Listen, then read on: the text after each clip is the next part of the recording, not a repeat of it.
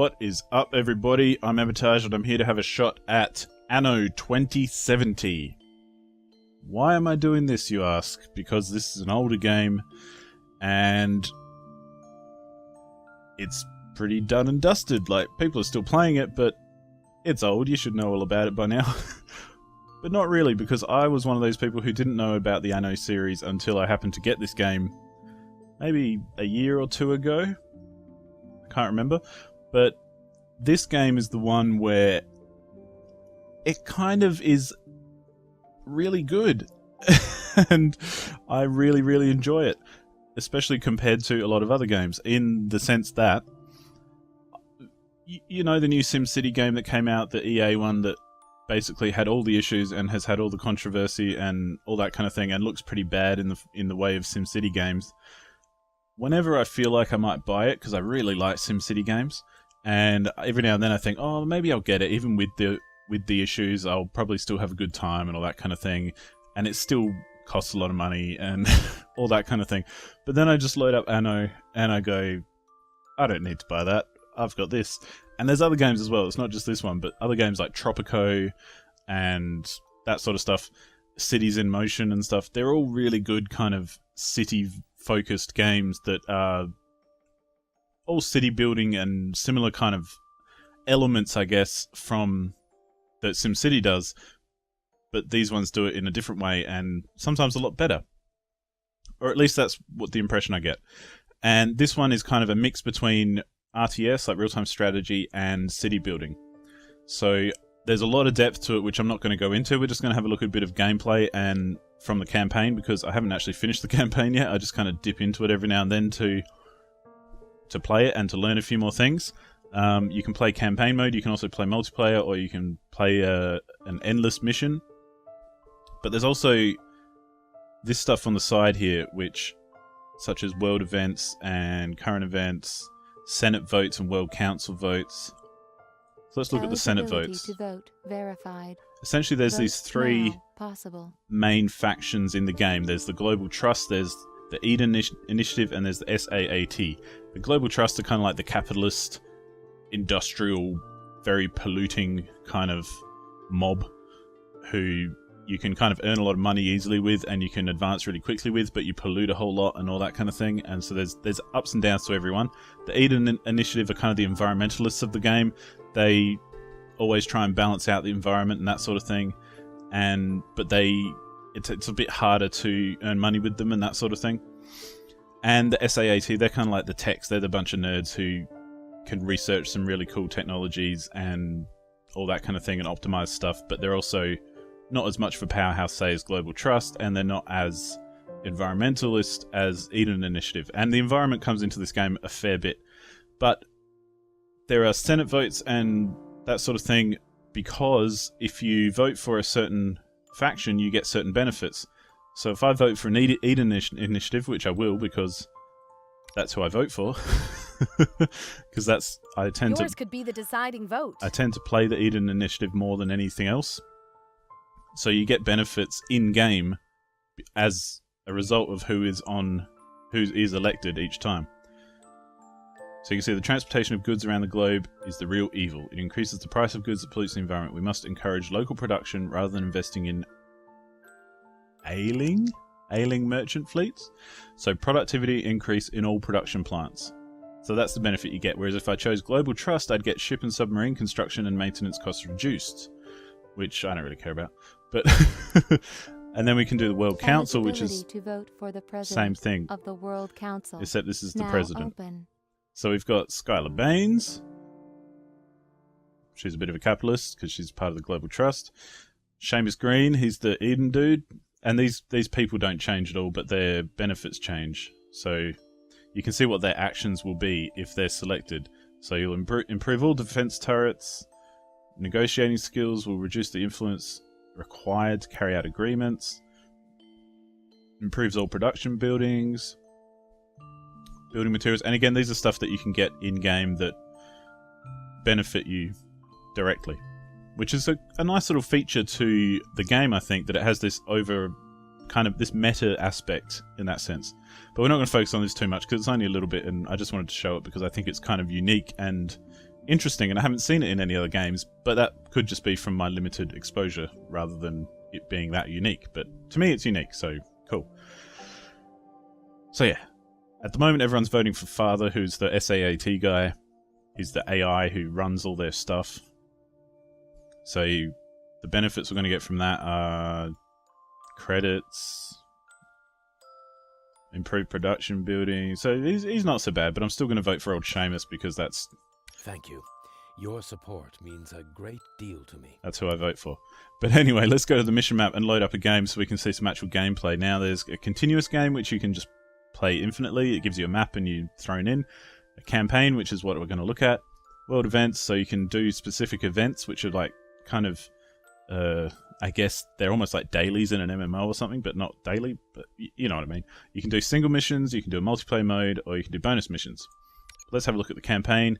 It does follow a story, but the story is fairly whatever. It just kind of teaches you how to play the game, really. And I'm up to the last chapter, which this could go badly or this could go well. So we're going to actually build a war fleet, so that'll be good. And they're all going to say a little thing at the beginning. And here I was, hoping I wouldn't have to put up with you this time. I support your military strike. So basically, Father here has gone rogue and is threatening all human existence because he's determined that we're a virus and that sort of thing. And essentially, I guess the backstory to the game is that it's a post-apocalyptic, perhaps, kind of game, or it's post-environmental disaster, so there's lots of water and there's all just little islands and stuff where people can settle. Registering increasing fertility. So this is actually my city that I started building from the previous campaign mission. Selected for himself. That doesn't make our project any easier, though. So let's not waste any time. Start the preparations. So Rufus Thorne, who's our capitalist kind of bastard, he's shown up to help us out. Just so we're all in the picture, we're here to prepare a military assault. We need warships, and must make sure our bases are regularly supplied. Strenberg, you wanted a second chance. Here it is. Cool. And that big ship down the bottom there is an Ark, which is essentially the base of each faction has their own Mr. Ark. Thorne. I'm going to build an armada that freaking computer will never stand a chance against. You can count on me. So there's a bit of history in the story there that we're not going to go into, but that's why they're kind of at odds with each other a little bit. Save your protestations. If you want to prove something, prove it by deed. This is your last chance. So yeah, the thing I like about the campaign missions is that they're continuous, as in, even though they're broken up into different missions, like, what we'll see in a second is all the work that I did in the previous mission. We have to set up a supply bridge and secure the supply of goods. That is your job. Okay, so I have a mission from Thorne. But first of all, I'm going to pause. Oh no, I don't know if we can pause. I know I can... Necessary measures calculated. So Expansion of base of operations required. Yeah. Eve is our kind of AI for our computer, so she's like our tutorial kind of thing. Awaiting your orders. See if I can remember the controls here. Okay, so this is my city that I have built, and I've placed certain things, like this is an entertainment building, so this adds culture, I guess, to this kind of area. This is our city center, so that shows how far we can build out with dwellings, as this is a dwelling here. This is an employee house, and they get upgraded and downgraded depending on what's available to them. This is a worker barracks. Respect. Thanks to you, we're living the good life. This is a thermal power station. There's another thermal power station. It's an education network, so that kind of influences certain things. And it's very much what you'd expect from a city building kind of game. Like, we've got some smelters here to create resources, and you can see down the bottom, it turns granules into building modules. And over here we've got a basalt extraction, which extracts granules. and all that kind of thing. And these are fishing ports or fisheries, so all these boats are out fishing to gather food for my dudes. And like I say, I'm not going to go into it too deep, but just to give you a little overview, like, this is a tea plantation. So you plop down the plantation, then you plop down the farms where it will farm the tea. See, I've got a whole heap there. This is a depot, so each area has to have a depot, so you can transport goods to and from the depot and to and from different things. If we spin around here, this is a weather control station. So this area was nuked by the AI that we're trying to defeat. So we've been pulling down the environmental impact of that by adding weather control stations and that sort of thing. And over here there's another type of weather control station, which is a monitoring station, so that kind of has a better impact. That's what that stat is there, plus 40 to eco balance. And yeah, there's a lot of depth here which I'm not going to get into heaps, but you get the idea. It's sort of, there's a good line of production and that sort of thing that you've got to manage and that sort of stuff. So like here we've got a copper mine, and that copper mine is feeding this chip factory for making computer chips, as well as this sand extractor which also feeds the chip factory. Don't ask me why, but sand goes into it too, I guess to make maybe glass kind of components or something like that. And that feeds then the electronics factory, which creates PDAs or communicators, I guess, which in turn then meet the requirements of some of our residents for them to upgrade and stuff. So if we click on a workers barracks, you can see they've got a food requirement, which is currently being met. They've got a drink requirement, which is being met. A community requirement, which is this building here, the Opera House. And an activity, oh no, that's the activity requirement. A community requirement is, I think, having roads? Having a city centre. Yes, city centre. So they're ready to upgrade, that's why he's got that little arrow above him. And here we've got an employee house, which is basically the next level of resident. As long as you're in charge around here, we have nothing to worry about. And they have the same thing, except they have more requirements. So they have a food requirement, which requires sushi and fish. They have drink requirement, which is the same. Lifestyle, which is where those PDAs are going. A community one again, an activity one again. Production halted. And information, so he wants to be near one of these things for information. Which is why these buildings are even bigger. They're engineers' apartments. And you can see where this is going.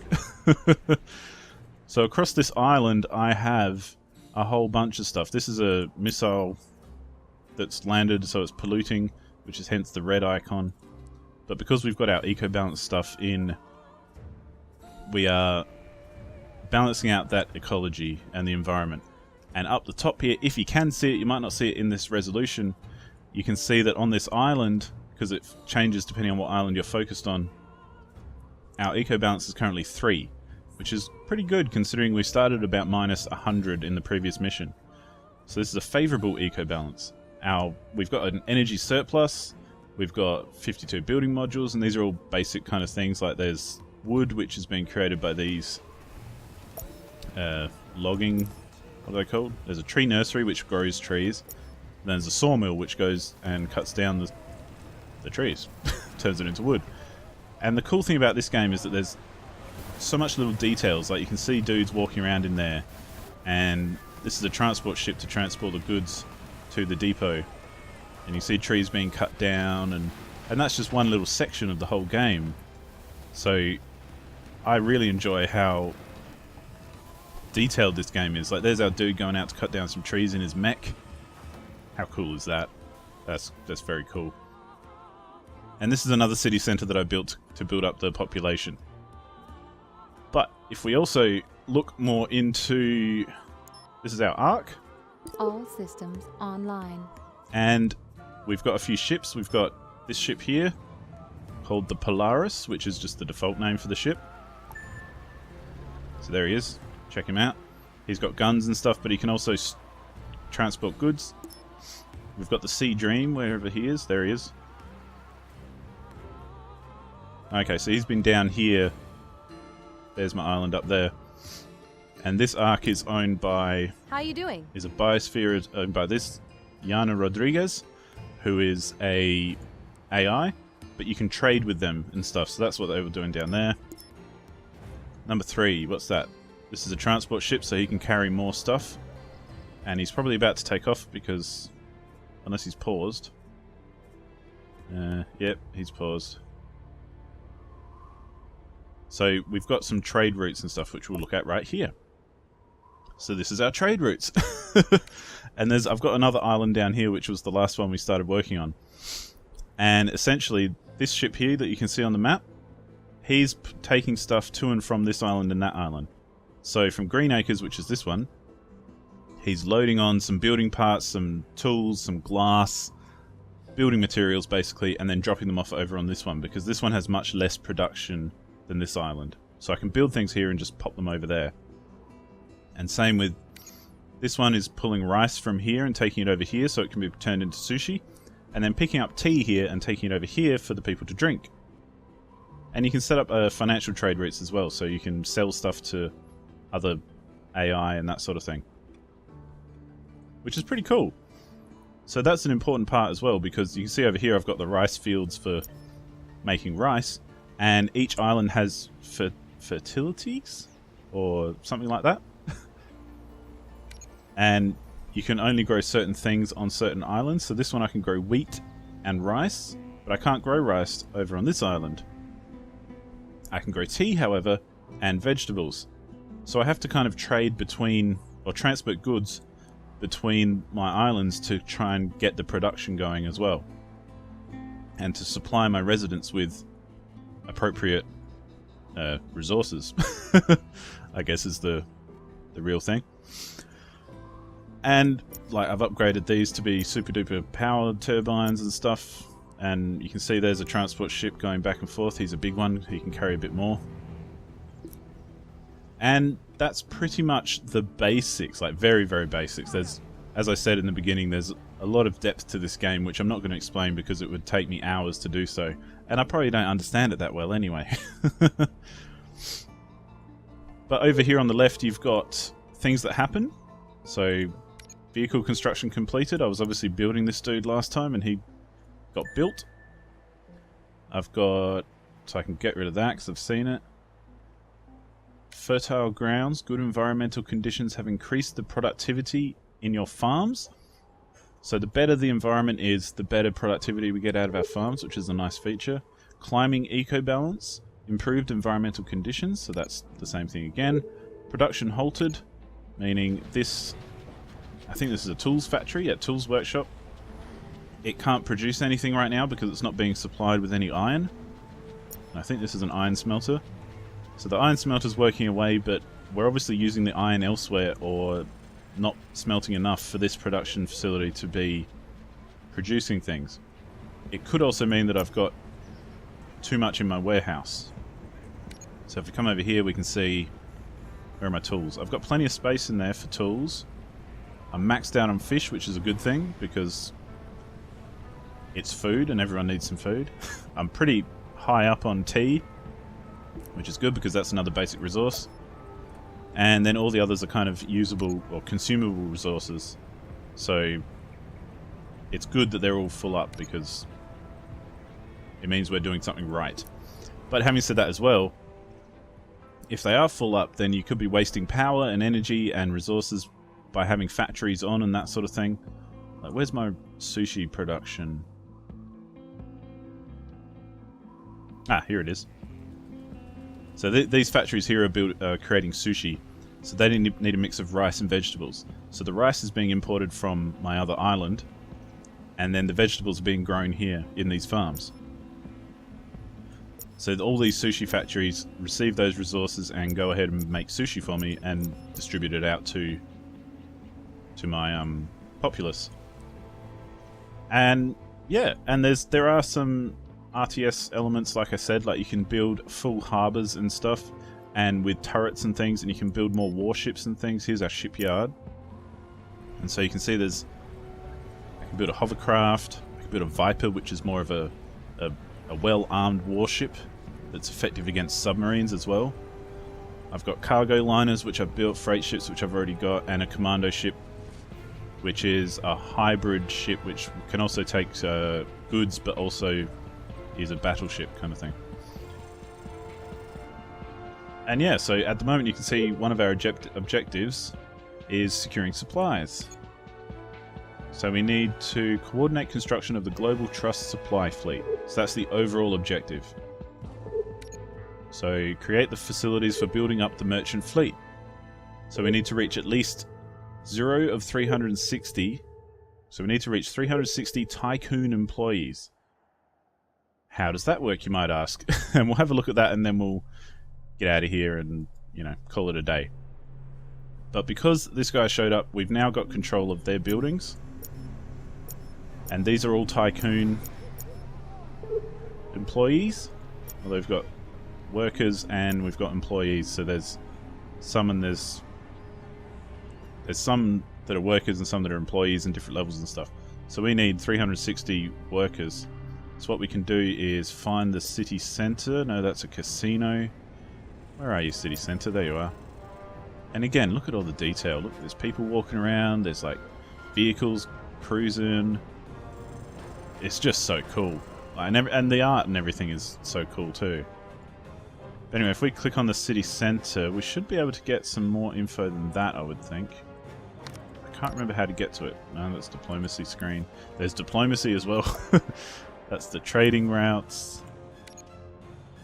This is all just command stuff. I'm going to have to try and find out how I am meant to find that out, because I can't remember, to be honest. What if we go... Although they're probably not under our control, are they? Let's try it on one of our own so that we know. Here, okay. Yep, so that's obviously not under our control. I was mistaken there. Because I haven't played this mission before. Saved. So... But you can see here I've got my population statistics and stuff. Like, I have 1,225 of 1,225 eco-engineers.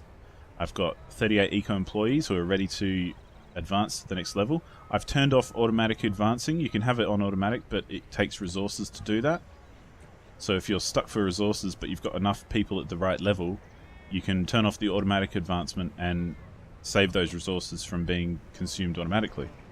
And also, it's much harder to satisfy the needs of a lower level building, such as a workers' barracks, than it is to satisfy the needs of a higher level building like the engineers. Like you can see, I'm not satisfying their needs at all. They want a bit of pasta, but I'm not making them any pasta. And they want bio drinks, which I'm not making them either. So there's a lot more involved with keeping these guys happy than there is keeping the low end people happy.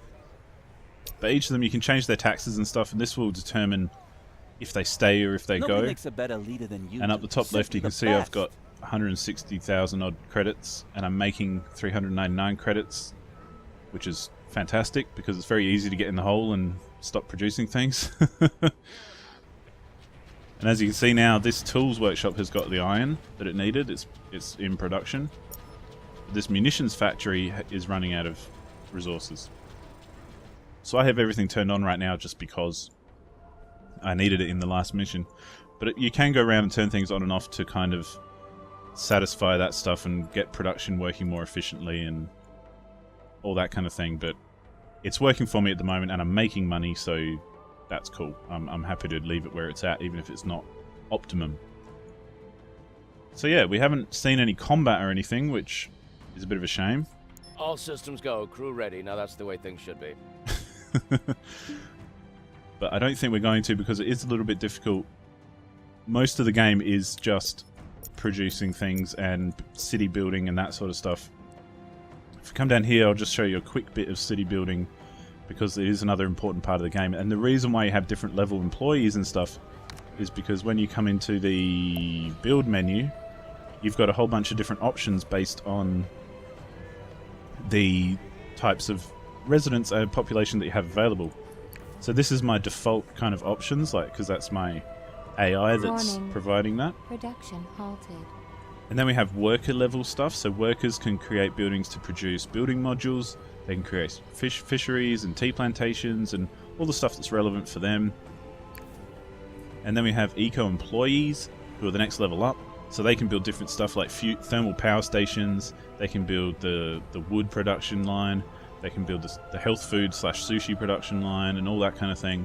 And now we get up to engineers, which is the last one that I unlocked in the last mission, where I can build stuff like glass and make pasta and all that kind of stuff, which is pretty cool. And yeah, so there's higher level stuff that you can make each time. And at the moment it's flashing tycoons at me because I've now got the option to build tycoon buildings, which are only available to tycoons. So I can create a coal power plant, which will pollute a lot more, but produce a lot more coal power rather. I can build a tycoon city center. I can build some worker barracks. Let's build some worker barracks because that's part of our goal at the moment. And we can put them in with our city. It won't matter so much if we just have them all in together. So let's pop down a few of these, and this is essentially the game, a big part of the game. As in, not plopping down these buildings, but satisfying the needs for these sorts of things. We're going to pop back over to there and build some roads, because these roads that I'm building look a bit different to the others because they're actually better roads, and they're an upgrade that I got a while ago that I haven't really applied to everyone. Basically, you know, you need to plan out your city so that you've got roads heading to everyone, and you've got the right resources and stuff. So here I've got an entertainment thing, because if I can get this like that. So I've got a concert hall here to satisfy the needs of the people in that area. I've got an education network here, and you can see I can change the channel to Together for the Future, which need for information within... It satisfies the need for information. I've got it on this channel right now, which satisfies the need for information, reduces the population growth period, so they'll grow a lot quicker, and increases tax income, so they'll pay more taxes as well. But I've also got this one now as well, which is a new one, and satisfies the need for information and reduces the consumption of lifestyle products for all eco-residents within its influence radius. So lifestyle products are those ones like the PDAs. Yeah. So if I'm having trouble with producing those, and I can't quite meet that need, I could change it to that channel and satisfy the need for that lifestyle product. But you can see the buildings get way more detailed, and, well, not more detailed, but they get larger, and these are all interconnected and stuff because they're next to each other as you build them up and supply them with better things, and they upgrade in value and that sort of stuff. And so you build your stuff, and you have to do it all within a radius, and that's why we have warehouses and depots and stuff. Like there's a depot over here so that I could build these within the radius, and there will be another one over here so I can build stuff in this radius and all that kind of stuff. So it's very you have to manage the flow of production very carefully, because it's easy to stuff it up, let me tell you. So this is a port authority, so I can build these guys out to sea. And that's essentially where I'm going to leave it, I guess, because ultimately it would take forever to actually get into the details of it. There's also a nice view as well. If I hit F1, I get Postcard View, which looks pretty cool, really, if you ask me. Like, it's a good looking game. I mean, look at that. That's my city. And you can see in the distance the other city and the wind turbines and the tree plantations, and it's pretty cool if you ask me. Like, this is a very good looking game in my view. The graphics are a little bit kind of becoming to be out of date, but not at all as far as I'm concerned. Like, they're still very, very enjoyable and very easy to get into and enjoyable to play with. So I wouldn't let that bother you. We can even spin around here and we can see there's an arc out in the distance. Oh, there's our arc off to the left there. We've built some parks down this end of town as well, which you can see. And they're all customized kind of shapes and things, which is pretty cool. I just like filled in some areas, really. It's not a good use of space, but parks help a little bit of happiness. And yeah, there's all that kind of stuff. We can even come over here and get a view on our plantations. Look at that. All that tea being made. And the sushi. Isn't that beautiful? I think it looks great. And I love that they include that mode, like the postcard mode. But yeah, I'm going to leave it there and basically leave you with the thought that I think this game is fantastic. And if you're thinking about buying some crappy DRM loaded, always online, badly optimized game like others that have come out and been rather controversial, maybe this one's worth looking at. This does have a little bit of DRM because it is Ubisoft. So it's got Uplay attached to it, but it's fairly non-intrusive these days. Like, I would say it's not too much of an issue. As in, when you load up the game, you get the launcher, which is the Uplay launcher. It will patch the game and do whatever, and then you can just launch straight into it, and you have to log in with your Uplay account and all that shit. So it's kind of annoying in that sense, but it's fairly lightweight in the grand scheme of things. Like, it ain't no Games for Windows Live, put it that way. And it's probably more reliable these days than Origin if you're thinking of getting some SimCity action going. Not that I want to rag on SimCity too much, but for the price and for the issues, I always think, why don't I just come back to this game and sink my teeth into this a bit more, because this is fantastic. Like, I highly recommend checking out Anno if you don't know it. I didn't know it until I picked up this game, but I am thoroughly enjoying it, and I've had such a great time so far that I had to make a video on it and just share it with you in case you hadn't heard of it before. So that's my shot at Anno 2070. There's also other Anno games in the series which are more... I think there's a medieval set one, like 1400s or something, like 15th century. So I'm kind of keen to check them out one day. Oh, here's a trading ship coming from the AI. I have to be more or less everywhere at the same time if I want to keep this firm at the top. Getting a bit lost in between stuff here. Wow, they've got trading ships coming like there's no tomorrow. Anyway, thank you so much for watching. I hope this has kind of informed you a little on Anno 2070 and maybe given you a little bit of an insight into what you can do. Like I say, it's very it's much deeper than I could even think of showing you here. That would be an entire series on it in itself. But it's definitely worth checking out, and I highly recommend it. And I would say, if you like this kind of game, if you like the look of this, and you like the idea of all the systems and everything, it's definitely worth sinking your teeth into. Because I'm almost at the end of the campaign, and I already still think that there's stuff for me to learn. And there's still stuff for me to learn, and there's still stuff to master and balance, and there's a lot of balancing going on, and getting your production chain sorted so that it's all nice and efficient and well put together, and it's just a fantastic game. So hence the video. So thank you so much for watching again, and I will see you on the next one. Goodbye.